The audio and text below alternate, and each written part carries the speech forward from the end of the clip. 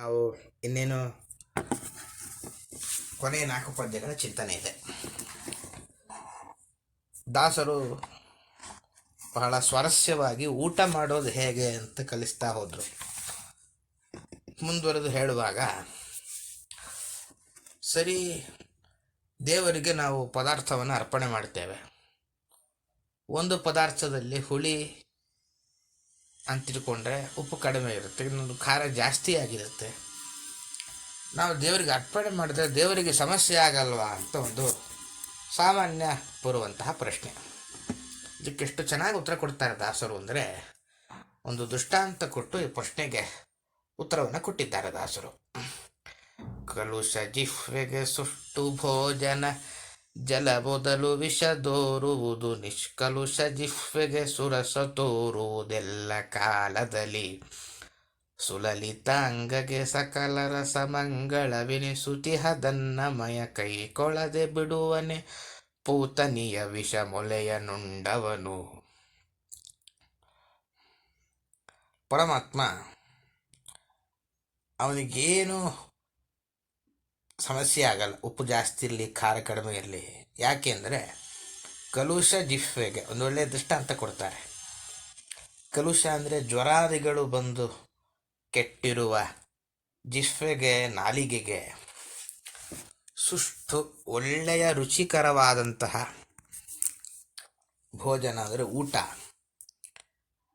ಅಥವಾ ಜಲ, ನೀರು ಮೊದಲು ಇವೇ ಮುಂತಾದವುಗಳು ವಿಷ ತೋರುವುದು, ವಿಷದಂತೆ ಕಹಿಯಾಗಿ ತೋರುವುದು. ನಿಷ್ಕಲುಷ ಜಿಹ್ವೆಗೆ ಅಂದರೆ, ನಿಷ್ಕಲುಷ ಜಿಹ್ವೆ ಅಂದರೆ ಯಾವುದೇ ತರಹದ ರೋಗ ಇಲ್ಲದ ಜಿಹ್ವೆಗೆ, ನಾಲಿಗೆಗೆ ಎಲ್ಲ ಕಾಲದಲ್ಲಿಯೂ ಸುರಸ ಅತ್ಯಂತ ರುಚಿಕರವಾಗಿ ತೋರುವುದು, ಅನಿಸುವುದು. ಸುಲಲಿತಾಂಗಗೆ ಪವಿತ್ರವಾದ ದೋಷ ಇಲ್ಲದ ಅಂಗಗಳು ಅಂದರೆ ಕೈಕಾಲು ಮುಂತಾದ ಅಂಗಗಳುಳ್ಳ ಪರಮಾತ್ಮನಿಗೆ ಸಕಲ ರಸ, ಎಲ್ಲ ರಸಗಳು ಮಂಗಳವೆನಿಸುತಿಹವು, ಶುಭವಾಗಿಯೇ ಇರುತ್ತವೆ. ಅನ್ನಮಯ ಅಂತ ಹೆಸರಿನಿಂದ ಹೇಳಲ್ಪಡುವ ಪರಮಾತ್ಮನು ಪೂತನಿ ಎಂಬ ರಾಕ್ಷಸಿಯ ವಿಷ ಮೊಲೆಯನ್ನು, ವಿಷದಿಂದ ತುಂಬಿದ ಹಾಲನ್ನು ಉಂಡವನು, ಸ್ವೀಕರಿಸಿದವನು, ಕೈಕೊಳ್ಳದೆ ಭಕ್ತರು ಕೊಟ್ಟಿದ್ದನ್ನು ಸ್ವೀಕರಿಸದೆ ಬಿಡುತ್ತಾನೆಯೇ ಇಲ್ಲ. ನಾವು ಮೊದಲನೇದಾಗಿ ಒಂದು ಬೇಸಿಕ್ ಒಂದು ವಿಷಯವನ್ನು ಅರ್ಥ ಮಾಡಿಕೊಳ್ಳಬೇಕಾಗುತ್ತೆ. ದಾಸರು ಅದನ್ನು ಬಹಳ ಚೆನ್ನಾಗಿ ನಿರೂಪಣೆ ಮಾಡ್ತಾರೆ. ನಾವು ಏನು ಪದಾರ್ಥ ಸ್ವೀಕಾರ ಮಾಡ್ತೀವೋ ಅದನ್ನು ದೇವರಿಗೆ ನೈವೇದ್ಯ ಅಂತ ಮಾಡ್ತೇವೆ. ನೈವೇದ್ಯ ಅಂದರೆ ಏನು? ದೇವರ ಮುಂದಿಟ್ಟು ನಿನಗಿದು ಅರ್ಪಣೆ ಅಂತ ದೇವರಿಗೆ ಅರ್ಪಿಸಿ ಆಮೇಲೆ ನಾವು ಅದನ್ನು ಊಟ ಮಾಡುವ ಪದ್ಧತಿ. ದೇವರಿಗೆ ನೈವೇದ್ಯ ಅಂದರೆ ಏನು ಅಂತಂದರೆ, ನಾವೊಂದು ದೇವರ ಪ್ರತಿಮೆ ಇರುತ್ತೆ ಅಂತ ಭಾವಿಸೋಣ. ಪ್ರತಿಮೆಯ ಒಳಗೆ ದೇವರ ಒಂದು ರೂಪ ಇರುತ್ತೆ. ನಾವು ಊಟ ಮಾಡೋ ಪದಾರ್ಥದ ಒಳಗೆ ಭಕ್ರಿಯೋ ಚಪಾತಿಯೋ ಅಲ್ಲಿ ಪರಮಾತ್ಮನ ಒಂದು ರೂಪ ಇರುತ್ತೆ. ಆ ಪ್ರತಿಮೆ ಒಳಗಿರುವ ರೂಪ, ಈ ಚಪಾತಿ ಆಕಾರದಲ್ಲಿ ಏನು ಪರಮಾತ್ಮನ ರೂಪ ಇದೆ, ಆ ರೂಪ ಎರಡೂ ಸೇರಿ ಒಂದಾಗತ್ತೆ. ಇದೇ ದೇವರಿಗೆ ಊಟ ಅಂದರೆ, ಹೊರತು ಇನ್ನೇನು ಅಲ್ಲ. ಹೀಗೆ ಜ್ವರದಿಂದ ನಾಲಿಗೆ ಕೆಟ್ಟಿದರೆ ರುಚಿಯಾದ ಪದಾರ್ಥ ಮಾಡಿದ್ರು ಕಹಿ ಇದೆ ಅಂತ ಅನಿಸುತ್ತೆ. ಅದು ದೋಷ ಯಾವುದ್ರದ್ದು? ನಾಲಿಗೆದು ಹೊರತು ಪದಾರ್ಥದ್ದಲ್ಲ. ನಾಲಿಗೆ ಸರಿ ಇದ್ದಾಗ ಪದಾರ್ಥ ಸರಿ ಇದ್ದೇ ಇರುತ್ತೆ. ಆದ್ದರಿಂದ ಪರಮಾತ್ಮನಿಗೂ ನಾಲಿಗೆ ಇದೆ. ಇಂಥ ನಾಲಿಗೆ ಯಾವುದೇ ದೋಷ ಇರದ ನಾಲಿಗೆ, ಜ್ವರ ಗಿರ ಯಾವುದೂ ಬರಲ್ಲ. ಅಂಥವನಿಗೆ ಎಂಥದೇ ಪದಾರ್ಥ ಕೊಟ್ಟರೂ ಕೂಡ ಅದು ಬಹಳ ಚೆನ್ನಾಗಿಯೇ ಅವನಿಗನ್ನಿಸುತ್ತೆ. ಏಕೆಂದರೆ ಪರಮಾತ್ಮ ನಾವು ಕೊಟ್ಟ ಪದಾರ್ಥವನ್ನೇ ನೇರ ಹಾಗೆ ತಾನು ಸ್ವೀಕಾರ ಮಾಡಲ್ಲ.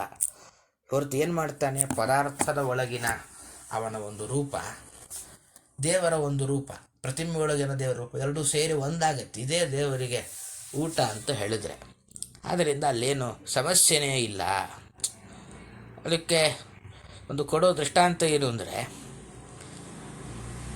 ಪೂತನಿ ಅಂತ ಒಬ್ಬಳಿದ್ರು ರಕ್ಕಸಿ. ಪೂತನಿ ವಿಷವನ್ನು ಕೊಟ್ಟಿದ್ಲು ಕೃಷ್ಣನಿಗೆ. ಪೂತನಿಯಲ್ಲಿ ಒಳ್ಳೆಯ ಜೀವನವೂ ಇತ್ತು, ಕೆಟ್ಟ ಜೀವನವೂ ಇತ್ತು. ಒಬ್ಬಳು ರಾಕ್ಷಸಿ ಇದ್ಲು, ತಾಟಕಿ ಅಂತ. ಊರ್ವಶಿ ಎನ್ನುವ ಒಂದು ಒಳ್ಳೆಯ ಅಪ್ಸರಾಸ್ತ್ರೀನೂ ಇದ್ಲು. ಒಂದೇ ದೇಹದಲ್ಲಿ ಇಬ್ಬರು ಇರ್ತಾರೆ, ಎರಡು ಆತ್ಮರು. ಆತ್ಮ ಹೇಗಿರ್ತಾನೆ ಅಂತ ಪ್ರಶ್ನೆ. ಅದಕ್ಕೆ ದಾಸರೇ ಮುಂದೊಂದು ಪದ್ಯದಲ್ಲಿ ಉತ್ತರ ಕೊಡ್ತಾರೆ. ಕುದುರೆ ಬಾಲವ ಅಂತ ಒಂದು ಹೇಳಿ, ಕುದುರೆ ಬಾಲದ ಒಂದು ತುದಿಯನ್ನು 1000 ಬಾರಿ, ಒಂದು ತುದಿಯನ್ನು ತಗೊಂಡು 1000 ಬಾರಿ ಅದನ್ನು ಕಟ್ ಮಾಡ್ತಾ ಹೋದರೆ ಆ ಒಂದು 1000ನೇ ಒಂದು ತುಂಡು 1000 ಬಾರಿ ತುಂಡಾದರೆ ಎಷ್ಟಿರುತ್ತೋ ಅಷ್ಟು ಸೂಕ್ಷ್ಮ ಜೀವ ಇರ್ತಾನಂತೆ. ಮುಂದೊಂದು ಸಂಧಿಯಲ್ಲಿ ದಾಸರು ಹೇಳ್ತಾರೆ. ಹಾಗೆ ಒಂದೇ ದೇಹದಲ್ಲಿ ಒಬ್ಬಳು ರಾಕ್ಷಸಿನೂ ಇದ್ಲು, ಇನ್ನೊಬ್ಬಳು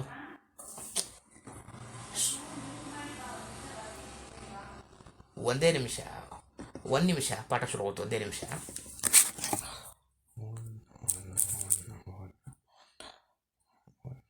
ಪ್ರಾಯ ತಾಟಕಿ ಹಾಗೂ ಊರ್ವಶಿ ಇಬ್ಬರು ಇದ್ರು ಒಂದೇ ದೇಹದಲ್ಲಿ. ಕೃಷ್ಣನಿಗೆ ಬಂದು ವಿಷವನ್ನು ಕೊಟ್ಲು. ಎದೆ ಹಾಲನ್ನು ಕುಡಿಸುವಾಗ ಕೃಷ್ಣ ಏನು ಮಾಡ್ದ? ವಿಷವನ್ನು ಬಿಟ್ಟ, ಆ ಹಾಲನ್ನು ಸ್ವೀಕಾರ ಮಾಡಿ ತಾಟಕಿಗೆ ಕೆಟ್ಟಗತಿ ಕೊಟ್ಟ, ಊರ್ವಶಿಗೆ ಮತ್ತೆ ಸ್ವರ್ಗ ಕೊಟ್ಟ. ವಿಷ ಉಳ್ಳ ಹಾಲನ್ನೇ ಅಮೃತವನ್ನಾಗಿ ಮಾಡಿ ಕುಡಿದ.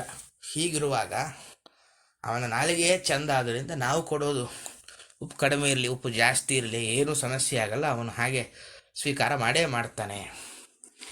ಈ ರೂಪ ಒಂದಾಗೋದು ಅನ್ನೋದು ಅನೇಕ ಕಡೆ ಬರುತ್ತೆ. ಹೀಗೊಂದು ಕಥೆಯೂ ಇದೆ. ಒಮ್ಮೆ ಮಹಾಭಾರತದಲ್ಲಿ ಒಂದು ಕಥೆ ಬರುತ್ತೆ.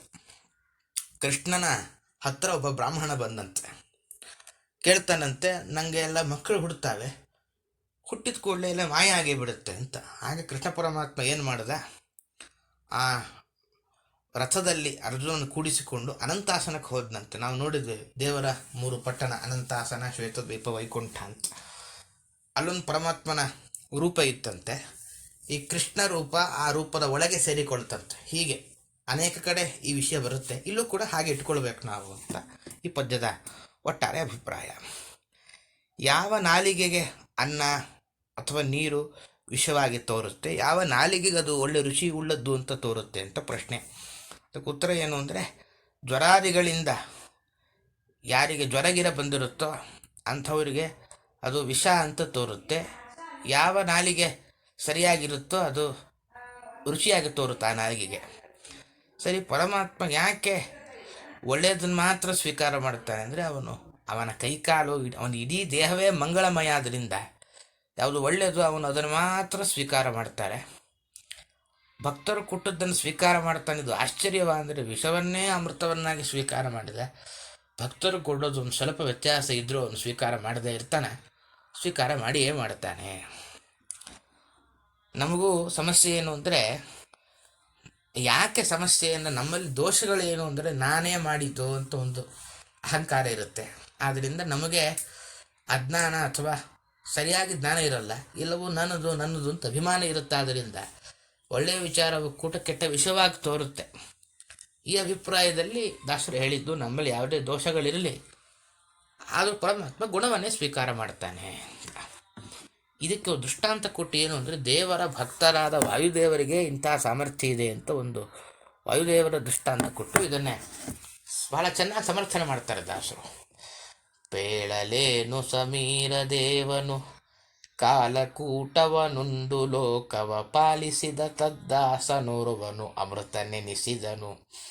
ಶ್ರೀಲಕುಮಿವಲ್ಲಭ ಶುಭ ಜಾಲ ಕರ್ಮಗಳುಂಬನುಪಚಯ ಏಳಿಗೆಗಳವಗಿಲ್ಲವೆಂದಿಗೂ ಸ್ವರಸಗಳ ಬಿಟ್ಟು. 28 ಹಾಗೂ 29 ಜೋಡಿ ಪದ್ಯ. ಈ ಎರಡೂ ಪದ್ಯ ಒಟ್ಟಿಗೆ ನೋಡಿದಾಗ ಇದರ ಅಭಿಪ್ರಾಯ ಏನು ಅಂತ ಸ್ಪಷ್ಟ ಆಗುತ್ತೆ.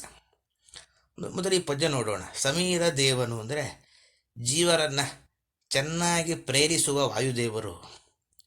ಕಾಲಕೂಟವನು, ಕಾಲಕೂಟ ಅನ್ನುವ ಹೆಸರಿನ ವಿಷವನ್ನು ಉಂಡು ಪರಮಾತ್ಮನ ಅನುಗ್ರಹದಿಂದ ತಾನು ಅದನ್ನು ಒಳಗೆ ಪಾನ ಮಾಡಿದಂತೆ ಘಟವನ್ನು ಲೋಟದಲ್ಲಿ ಹಾಕ್ಕೊಂಡು ಕುಡಿದ. ಲೋಕವ, ಜಗತ್ತನ್ನು ಪಾಲಿಸಿದ, ರಕ್ಷಿಸಿದರು. ಹೀಗಿರುವಾಗ ತದ್ದಾಸನೋರ್ವನು, ಆ ವಾಯುದೇವರ ದಾಸರಾದ ರುದ್ರದೇವರು ಅಮೃತ ನೆನೆಸಿದನು, ವಿಷವನ್ನು ಕುಡಿದರೂ ಅವರಿಗೆ ಸಾವು ಬರಲಿಲ್ಲ. ಪೇಳಲೇನು ಪರಮಾತ್ಮನ ಮಹಿಮೆ ನೀನೇನು ಹೇಳಬೇಕು. ಶ್ರೀಲಕುಮಿವಲ್ಲಭ ಲಕ್ಷ್ಮೀಪತಿಯಾದ ಪರಮಾತ್ಮ ನಾರಾಯಣ ಶುಭ ಒಳ್ಳೆಯ, ಅಶುಭ ಒಳ್ಳೆಯದಕ್ಕೆ ಮಾಡುವ ಕೆಟ್ಟ ಕರ್ಮಗಳ ಸಮೂಹವನ್ನು ಉಂಬನು, ಸ್ವೀಕರಿಸುವನು. ಅವಾಗೆ ನಿರ್ವಿಕಾರನಾದ ಪರಮಾತ್ಮನಿಗೆ ಸ್ವರಸಗಳ ಸ್ವಾಖ್ಯ ರಸ ಅಂತಿದೆ. ಅದಕ್ಕೆ ತನ್ನ ರೂಪ ಅಂತ ಅರ್ಥ. ರಸ ಅಂದರೆ ರೂಪ ಅಂತ ಅರ್ಥ ಮಾಡಬೇಕು. ಅವನ ರೂಪವನ್ನು ಬಿಟ್ಟು ಬೇರೆ ಇನ್ಯಾವುದೇ ರೀತಿಯ ಪ್ರಕೃತವಾದ ಅರ್ಥಾತ್ ನಮ್ಮ ಕೊಡುವ ಪದಾರ್ಥಕ್ಕೆ ಸಂಬಂಧಪಟ್ಟ ಅಂಶಗಳು ಅಥವಾ ಅಪಚಯ, ಹಾನಿ, ಏಳಿಗೆ, ಬೆಳವಣಿಗೆ ಎಂದಿಗೂ ಯಾವ ಕಾಲಕ್ಕೂ ಇಲ್ಲ, ಅವನಿಗಿರುವುದಿಲ್ಲ ಅಂತ. ಏನದ ಅಭಿಪ್ರಾಯ? ಭಾಳ ಸರಳ. ಒಮ್ಮೆ ಸಮುದ್ರ ಮಥನ ಆಯಿತು. ಸಮುದ್ರ ಮಥನ ಅಂದರೆ ದೇವಲೋಕದಲ್ಲಾದ ಘಟನೆ. ಒಂದು ಸಮುದ್ರದಲ್ಲಿ ಒಂದು ಪರ್ವತವನ್ನು, ಮಂದರ ಅಂತ ಹೆಸರಿನ ಪರ್ವತವನ್ನು ಹಿಡಿದು ಮೊಸರನ್ನು ಕಡಿಯುವಂತೆ ಪರಸ್ಪರ ಸರ್ಪವನ್ನು ಹಗ್ಗ ಮಾಡಿಕೊಂಡು ಒಂದು ಕಡೆ ದೇವತೆಗಳು ಅಸುರರು ಅದನ್ನು ಮೊಸರು ಕಡಿದಂತೆ ಪರ್ವತ ಕಡಿತಾ ಇದ್ರು. ದೊಡ್ಡ ಕಾಲಕೂಟ ಅಂತ ವಿಷ ಬಂತು. ವಾಯುದೇವರು ಬಂಗಾರದ ಲೋಟದಲ್ಲಿ ವಿಷವನ್ನು ಹಾಕ್ಕೊಂಡು ಕುಡಿದ್ರಂತೆ.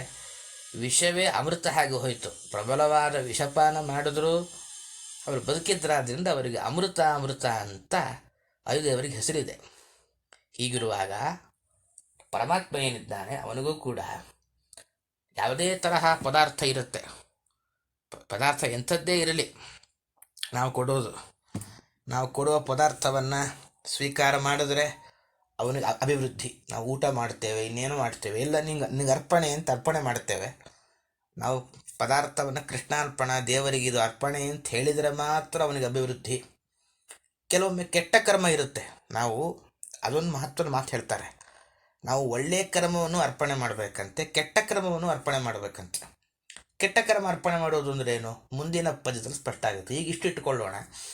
ಒಳ್ಳೆಯ ಕೆಲಸವನ್ನು ಮಾಡಿ ದೇವರಿಗೆ ಅರ್ಪಣೆ ಮಾಡಿದರೆ ಅವನಿಗೆ ಅಭಿವೃದ್ಧಿ ಆಗುತ್ತೆ. ಅರ್ಪಣೆ ಮಾಡದೆ ಹೋದರೆ ಅವನಿಗೆ ಬೆಳವಣಿಗೆ ಕುಂಠಿತ ಆಗುತ್ತೆ. ಆ ಥರ ಏನೂ ಇಲ್ಲ. ಯಾಕೆ? ದೇವರು ಪ್ರತಿ ಕರ್ಮದ ಒಳಗಿನ ಉದಾಹರಣೆ, ನಾವೀಗ ಒಬ್ಬರಿಗೆ ಉಪಕಾರ ಮಾಡಿದ್ವಿ. ಅರ್ಪಣೆ ಮಾಡೋದು ಅಂದರೆ ಏನು? ದೇವರು ನನ್ನೊಳಗೆ ನಿಂತು ಉಪಕಾರ ಮಾಡಿಸಿದ್ದಾನೆ ಅನ್ನೋ ಚಿಂತನೆ ಮಾಡೋದೇ ಅರ್ಪಣೆ ಅಂತ ಲೆಕ್ಕ. ಈ ಉಪಕಾರದಿಂದ ದೇವರು ಪ್ರೀತನಾಗಲಿ, ದೇವರು ನನ್ನಿಂದ ಮಾಡಿಸಿದ ಈ ಕೆಲಸದಿಂದ ದೇವರು ಪ್ರೀತನಾಗಲಿ ಅನ್ನೋ ಚಿಂತನೆ ಮಾಡೋದೇ ದೇವರಿಗೆ ಅರ್ಪಣೆ ಅಂತ ಲೆಕ್ಕ. ಹೀಗೆ ಮಾಡಿದರೆ ದೇವರಿಗೆ ಏನಾಗುತ್ತೆ ಅಂದರೆ ಅವನು ಕೇವಲ ತನ್ನ ರೂಪವನ್ನು, ನಾವು ಏನು ಉಪಕಾರ ಮಾಡ್ತೀವಲ್ಲ ಆ ಉಪಕಾರ ಮಾಡೋದು ಅವನಿಗೆ ಅರ್ಪಣೆ ಮಾಡಿದರೆ ಆ ಕೆಲಸದ ಒಳಗೆ ದೇವರ ಒಂದು ರೂಪ ಇರುತ್ತೆ. ಆ ರೂಪ ದೇವರ ರೂಪ ಸೇರಿ ಒಂದಾಗತ್ತೆ ಹೊರತು ಅದು ಬೇರೆ ಇನ್ನೇನು ಕಾನ್ಸೆಪ್ಟ್ ಇಲ್ಲ. ಆದ್ದರಿಂದ ನಾವು ಕರ್ಮ ಅರ್ಪಣೆ ಮಾಡಿಬಿಟ್ರೆ ಅವನಿಗೆ ಅಭಿವೃದ್ಧಿ, ಕರ್ಮ ಅರ್ಪಣೆ ಮಾಡಿಲ್ವಾ ಅವನಿಗೇನು ಇಲ್ಲೇ ಇಲ್ಲ, ಹಾನಿಯಾಗಿಬಿಡುತ್ತೆ. ಆ ಥರದ್ದೇನೂ ಇಲ್ಲ.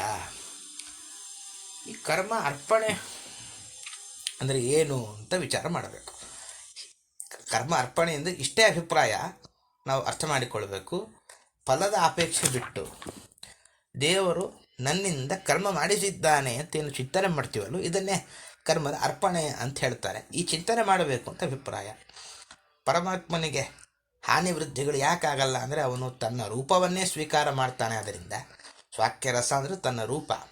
ಅವನಿಗೆ ಅಭಿವೃದ್ಧಿ ಅಥವಾ ಬೆಳವಣಿಗೆ ಕುಂಠಿತ ಆಗೋದು ಏನೂ ಇಲ್ಲ. ಪರಮಾತ್ಮ ಅನುಗ್ರಹಕ್ಕೆ ದೃಷ್ಟಾಂತ ಏನು ಅಂದರೆ, ವಾಯುದೇವರು ವಿಷ ಕುಡಿದ್ರು, ಆದರೂ ಏನಾಗಲಿಲ್ಲ. ಹೀಗೆ ಪರಮಾತ್ಮನಿಗೆ ನಾವು ಮಾಡೋ ಕರ್ಮ ಅರ್ಪಣೆ ಮಾಡಿದ್ರು ಏನಾಗೋದಿಲ್ಲ ಅಂತ. ಈಗ ಪುಣ್ಯ, ಒಳ್ಳೆಯ ಕೆಲಸ, ಕೆಟ್ಟ ಕೆಲಸ ಎರಡನ್ನೂ ಹೇಗೆ ಅರ್ಪಣೆ ಮಾಡಬೇಕು ಅಂತ ಅದರ ಒಂದು ವಿಧಾನ ಹೇಳ್ತಾರೆ ದಾಸರು. ಈ ಪರಿಯಲಚ್ಯುತನ ತತ್ತದ್ರೂಪ ತನ್ನಾಮಗಳ ಸಲೆ ನಾನಾ ಪದಾರ್ಥದ ನೆನೆದು ಭುಂಜಿಸಿ ತಳಿರು ವಿಷಯ ಪ್ರಾಪಕ ಸ್ಥಾಪಕ ನಿಯಾಮಕ ವ್ಯಾಪಕನು ಎಂದರಿದು ನೀ ನಿರ್ಲೇಪನಾಗಿರು ಪುಣ್ಯ ಪಾಪಗಳರ್ಪಿಸವನಡಿಗೆ. ಇನ್ನೇನು ಕೆಟ್ಟ ಕಡೆಯ ಪದ್ಯ ಇದೆ, ಅದನ್ನು ಸೋಮವಾರವೇ ನೋಡೋಣ. ಅದನ್ನು ನೋಡಿ ಇಡೀ ಸಂಧಿಯ ಒಟ್ಟಾರೆ ಅಭಿಪ್ರಾಯವನ್ನು ಸೋಮವಾರ ಗಮನಿಸೋಣ. ಈ ಪರಿಯಲ್ಲಿ ಈ ರೀತಿಯಾಗಿ ಅಚ್ಯುತನ ನಾಶರಹಿತನಾದ ಪರಮಾತ್ಮನ ಏನು ಮಾಡಬೇಕು ಅಂದ್ರೆ ತತ್ತದ್ರೂಪ, ಅಂದರೆ ತಿನ್ನಲು ಯೋಗ್ಯವಾದ ಪದಾರ್ಥದಲ್ಲಿರುವ ದೇವರ ರೂಪ ಮತ್ತು ತನ್ನಾಮಗಳ ಆ ಹೆಸರುಗಳಿಂದ ಸಲೆ ಕೂಡಿದ ಪರಮಾತ್ಮನನ್ನು ನಾನಾ ಪದಾರ್ಥದಿ ಅನೇಕ ವಿಧವಾದ ಪದಾರ್ಥಗಳಲ್ಲಿ ನೆನೆದು ಮೇಲಿಂದ ಸ್ಮರಣೆ ಮಾಡಿ ವಿಷಯ ಪದಾರ್ಥಗಳನ್ನು ಭೋಗಿಸುತ್ತಿರು ಅದರ ಅನುಭವ ಮಾಡ್ತಾ ಇರು. ಪ್ರಾಪಕ ಅನ್ನಾದಿಗಳನ್ನು ನಮಗೆ ಸಿಗುವಂತೆ ಮಾಡುವವನು, ಸ್ಥಾಪಕ ಅದನ್ನು ಹೊಟ್ಟೆ ಒಳಗೆ ಆಯಾಯ ಸ್ಥಾನಕ್ಕೆ ಸೇರಿಸುವವನು, ನಿಯಾಮಕ ಇದರ ನಿಯಂತ್ರಣೆ ಮಾಡುವವನು, ವ್ಯಾಪಕನು ಎಲ್ಲ ಕಡೆ ತುಂಬಿದವನು ಎಂದರಿದು ಹೀಗೆ ತಿಳಿದುಕೊಂಡು ನೀನು ನಿರ್ಲೇಪನಾಗಿರು, ಯಾವುದಕ್ಕೂ ಅಂಟದೆ ನಿರ್ಲೇಪನಾಗಿರು. ಪುಣ್ಯಗಳನ್ನು ಹಾಗೂ ಪಾಪಗಳನ್ನು ಅವನಡಿಗೆ, ಅವನ 2 ಪಾದಗಳಿಗೆ ಸಮರ್ಪಿಸು ಅಂತ ದಾಸರು ಇಷ್ಟುದ್ದ ಏನು ದೇವರ ರೂಪಗಳ ಚಿಂತನೆ ಮಹತ್ವ ಹೇಳ್ತಾ ಇದ್ರು. ಬಹಳ ಅದ್ಭುತವಾಗಿ ಅದರನ್ನು ಉಲ್ಲೇಖ ಮಾಡ್ತಾರೆ. ಕೊನೆ ಮಾತಿನಲ್ಲಿ ಅದರ ಇಡೀ ಒಟ್ಟಾರೆ ಅದರ ಅಭಿಪ್ರಾಯ ಹೇಳ್ತಾರೆ. ದೇವರ ರೂಪ ನಾನಿಲ್ಲಿ ಬಹಳ ಹೇಳಿದ್ದೇನೆ. ಆ ರೂಪಗಳು ಅದರ ಹೆಸರನ್ನು ತಿಳಿದುಕೊಂಡು ಊಟ ಮಾಡುವಾಗ ಮತ್ತೆ ಮತ್ತೆ ಆ ರೂಪ ಸ್ಮರಣೆ ಮಾಡುತ್ತಾ ಊಟ ಮಾಡು. ಯಾಕೆಂದರೆ ದೇವರು ನಿನಗೆ ಅನ್ನ ಪದಾರ್ಥ ಸಿಗುವಂತೆ ಮಾಡಿದ್ದು ದೇವರೇ. ಸಿಕ್ಕಿ ಒಳಗೆ ಎಲ್ಲೆಲ್ಲಿ ಸೇರಿಸಬೇಕೋ ಸೇರಿಸಿದ್ದು ಅವನೇ. ಊಟ ಆದಮೇಲೆ ಯಾವ ಪದಾರ್ಥ ದೇಹಕ್ಕೆ ಭಾರನೋ ಅದನ್ನು ದೇಹದಿಂದ ಹೊರಹಾಕಿ ರಕ್ಷಣೆ ಮಾಡಿದ್ದು ಅವನೇ. ಎಲ್ಲ ಕಡೆ ಅವನಿದ್ದು ನಿನ್ನ ರಕ್ಷಣೆ ಮಾಡಿದ್ದಾನದ್ರಿಂದ ದೇವರು ನಮ್ಮೊಳಗೆ ನಿಂತು ನಮ್ಮಿಂದ ಒಳ್ಳೆಯ ಕೆಲಸನೂ ಮಾಡಿಸಿದ್ದಾನೆ ಅಂಥೇಳಿ ಪುಣ್ಯಕ್ರಮವನ್ನು ಅವನಿಗರ್ಪಿಸು, ಪಾಪಕರ್ಮವನ್ನು ಅವನಿಗರ್ಪಿಸು ಅಂತ ಇದರ ಅಭಿಪ್ರಾಯ. ಒಟ್ಟಾರೆ ಏನು ಚಿಂತನೆ ಮಾಡಬೇಕು ದಾಸರು ಹೇಳಿದ್ದು ಅಂದರೆ, ನಾವು ಈ ಸಂಧಿಯ ಕೊನೆಗೆ ಇಡೀ ಸಂಧಿಯ ಒಟ್ಟಾರೆ ಅಭಿಪ್ರಾಯ ಗಮನಿಸೋದು ಅಂದರೆ, ಇದರ ಈ ಕೃತಿಯ ಮುಖ್ಯ ಉದ್ದೇಶ ನಮ್ಮ ಜೀವನದಲ್ಲಿ ದೇವರ ಚಿಂತನೆ ಬರ್ತಾ ಹೋಗೋದೇ ಉದ್ದೇಶ. ಊಟ ಮಾಡುವಾಗ ಏನನ್ನು ಸ್ಮರಣೆ ಮಾಡಬೇಕು ಸಂಕ್ಷಿಪ್ತವಾಗಿ ಅಂದರೆ, ಅನ್ನದಲ್ಲಿ ವಾಸುದೇವ ಇದ್ದಾನೆ ಅಂತೆಲ್ಲ ಪ್ರತಿಯೊಂದು ರೂಪ ಬಂತು. ಸಂಕ್ಷಿಪ್ತವಾಗಿ ನಾವು ಇದನ್ನು ಅರ್ಥ ಮಾಡಿಕೊಳ್ಳೋದು ಅಂತಾದರೆ ನಾವು ಇಷ್ಟೇ ಅನುಸಂಧಾನ ಮಾಡಬೇಕು. ಪ್ರತಿಯೊಂದು ಸಾಮಾನ್ಯ ಊಟ ಮಾಡುವಾಗ ಲೆಕ್ಕಾಚಾರ ಏನು ಅಂದರೆ 32 ಬಾರಿ ಅದನ್ನು ಜಗಿಬೇಕು ಅಂತ ಹೇಳ್ತಾರೆ ಎಲ್ಲ ವೈದ್ಯಶಾಸ್ತ್ರದಲ್ಲಿ. ಆಗ ಅದು ಸರಿಯಾಗಿ ಒಳಗೆ ಹೋಗುತ್ತೆ. ಅದರಿಂದ ಅತಿ ಬೇಗ ಗಬ ತುರುಕಿಕೊಂಡು ಊಟ ಮಾಡಿದ್ರೆ ಫಾಸ್ಟ್ ಫುಡ್ಡಿಂಗ್ ಏನಿದೆ ಅದು ತೊಂದರೆ ಇಲ್ಲ. ಆದರೆ ಅದು ಬೇಗ ಊಟ ಮಾಡಿದರೆ ಅದು ಅನಾರೋಗ್ಯಕ್ಕೆ ದಾರಿಯಾಗತ್ತೆ. ಗೋವಿಂದ, ವಾಸುದೇವ, ನಾರಾಯಣ ಅಂತ 3 ರೂಪದ ಚಿಂತನೆ ಮಾಡ್ತಾ ಪದಾರ್ಥ ತುತ್ತು ನಾವೇನು ಒಳಗೆ ಹಾಕಿಕೊಳ್ತೇವೆ ಬಾಯಿ ಒಳಗಡೆ, ಆ ಪದಾರ್ಥದ ಒಳಗೆ 32,000 ರೂಪಗಳಿದೆ. ಅದು 32,000 ನಾಡಿಗಳಿಗೆ ಹೋಗಿ ಸೇರುತ್ತೆ ಅಂತ ಇಷ್ಟು ಸಾಮಾನ್ಯ ಅನುಸಂಧಾನ ಮಾಡಿದ್ರು ಸಾಕು, ಒಳ್ಳೆಯ ಫಲ ಬರುತ್ತೆ. ಹೀಗೆ ಅನುಸಂಧಾನ ಮಾಡು ಅಂತ ಇಲ್ಲಿ ಹೇಳುವಾಗ ದಾಸರು ಹೇಳಿದ್ದು, ಒಳ್ಳೆಯ ಕೆಲಸ ಮಾಡ್ತೇವೆ ಪುಣ್ಯಕರ್ಮ, ಅದನ್ನು ದೇವರಿಗೆ ಅರ್ಪಣೆ ಮಾಡೋ ಸರಿ, ಇದು ದೇವರ ಪೂಜೆ ಆಗಲಿ ಅಂತ. ಪಾಪದ ಅರ್ಪಣೆ ಅಂದರೆ ಏನು ಅಂತಂದರೆ, ಅಕಸ್ಮಾತ್ ಯಾವುದೋ ಒಂದು ಪಾಪಕರ್ಮ ನಮ್ಮಿಂದ ಆಗಿರುತ್ತೆ. ಈಗ ಒಂದು ಒಳ್ಳೆಯ ಪದಾರ್ಥ ದೇವಸ್ಥಾನಕ್ಕೆ ಹೋಗ್ತಾ ಇರ್ತೇವೆ, ಯಾತ್ರೆ ಮಾಡ್ತಾ ಇರ್ತೇವೆ. ಯಾತ್ರೆ ಮಾಡುವಾಗ ನಾವು ಹೋಗ್ತೇವೆ, ಎಷ್ಟೋ ಸೂಕ್ಷ್ಮ ಪ್ರಾಣಿಗಳಿರ್ತವೆ ನಮ್ಗೆ ಗೊತ್ತಿಲ್ಲದೆ ವಾತಾವರಣದಲ್ಲಿ. ಅದರ ಒಂದು ವಧೆ ಆಗಿರುತ್ತಲ್ವ, ಲೋಕದಲ್ಲಿ ಒಬ್ಬನನ್ನು ಕೊಂದರೆ ನೇರ ಸಾಕ್ಷಿ ಇದ್ದರೆ ಎಷ್ಟು ಜೈಲು ಶಿಕ್ಷೆ ಇದೆ. ಹೀಗಿರುವಾಗ ಕಾಲನ್ನಿಡ್ತೇವೆ, ಎಷ್ಟು ಗೊತ್ತಿಲ್ಲದೆ ಇಂಥ ಸೂಕ್ಷ್ಮ ಪ್ರಾಣಿಗಳ ವಧೆ ಮಾಡ್ತೇವೆ. ಪುಣ್ಯಕರ್ಮಕ್ಕೋಸ್ಕರ ಮಾಡಿದ ಪಾಪಕರ್ಮ, ನಾವು ಅದರ ನಡುವೆ ಅನೇಕ ಪಾಪಕರ್ಮ ಮಾಡ್ತೇವೆ. ಇದನ್ನು ದೇವರಿಗೆ ಅರ್ಪಿಸ್ಬೇಕಂತ ಏನು ದಾಸರೇ ಮುಂದೆ ಹೇಳ್ತಾರೆ, ಇದು ನಿನಗೆ ಪಾದುಕೆ ಆಗಲಿ ಅಂತ ಅರ್ಪಣೆ ಮಾಡಬೇಕಂತ. ಏನಿದು, ಹೇಗೆ ನಾವು ಚಪ್ಪಲಿ ಹಾಕಿಕೊಂಡು ಅದನ್ನು ಸವಿಸ್ತೇವಲ್ವಾ, ಚಪ್ಪಲಿ ಸವಿಸಿ ಒಮ್ಮೆ ಚಪ್ಪಲಿ ಅದು ಹೊರಟು ಹೋಗುತ್ತೆ. ಆದ್ದರಿಂದ ಪಾಪಕರ್ಮ ನನಗೆ ಪಾದುಕೆ ಥರ ಆಗಲಿ, ಪರಮಾತ್ಮ ನಮ್ಮಿಂದ ಇನ್ನೊಮ್ಮೆ ಈ ಪಾಪಕರ್ಮ ಮಾಡಿಸಬೇಡ ಅಂತ ಹೇಳಿ ತಪ್ಪನ್ನು ಒಪ್ಪಿಕೊಂಡು ದೇವರಲ್ಲಿ ಕ್ಷಮೆ ಕೇಳಬೇಕಂತ. ಅದಕ್ಕೋಸ್ಕರವೇ ದಿನ ಬೆಳಿಗ್ಗೆ ಒಂದು ಶ್ಲೋಕ ಹೇಳೋ ಪದ್ಧತಿ ಇದೆ. ಏನು ಅಂದರೆ, ಅಪರಾಧ ಸಹಸ್ರಾಣಿ ಕ್ರಿಯಂತೆ ಅಹರ್ನಿಶಮ್ಮಯ ತಾನಿ ಸರ್ವಾಣಿ ಮೇ ದೇವ ಸಮಸ್ವ ಪುರುಷೋತ್ತಮ ಅಂಥೇಳಿ ಪ್ರಾಚೀನರಲ್ಲಿ ಒಂದು ಶ್ಲೋಕ ಪಠನ ಮಾಡೋ ಪದ್ಧತಿ ಬಹಳ ಸ್ವಾರಸ್ಯವಾಗಿದೆ.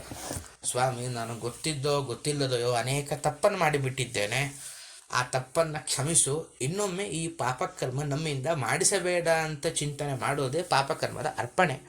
ಇದನ್ನು ಮಾಡಬೇಕು ಅಂತ ದಾಸರು ಒಟ್ಟಾರೆ ಇಲ್ಲಿ ಹೇಳ್ತಾ ಇದ್ದಾರೆ. ಈ ಪಾಪಕರ್ಮ ನಿನಗೆ ಪಾದುಕೆ ಆಗಲಿ, ನೀನು ಇದನ್ನು ನಾಶ ಮಾಡಿಬಿಡು ಅಂತ ಚಿಂತನೆ ಮಾಡಬೇಕು.